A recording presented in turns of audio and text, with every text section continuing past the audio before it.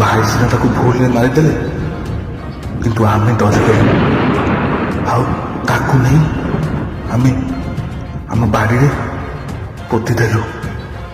କିନ୍ତୁ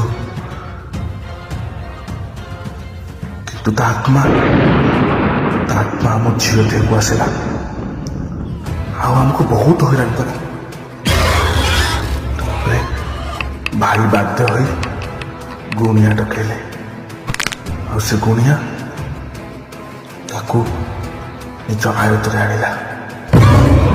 ତାପରେ ତାକୁ ନେଇକି ଆମ ଲାଟ୍ରିନ୍ ଘରେ ବାନ୍ଧି ଦେଲା। ଆଉ ସେ ଗୁଣିଆ କହିଲା ସେ ଲାଟ୍ରିନ୍ ଘର କେବେ ବି ତୁମେ ଖୋଲିବ, କିନ୍ତୁ ଯୋଉଦିନ ଆପଣମାନେ ଝିଅ ଦେଖିବାକୁ ଆସିଥିଲେ ସେଇଦିନ ସେ ଲାଟ୍ରିନ୍ଟା କି ଖୋଲି ଦେଇଛି।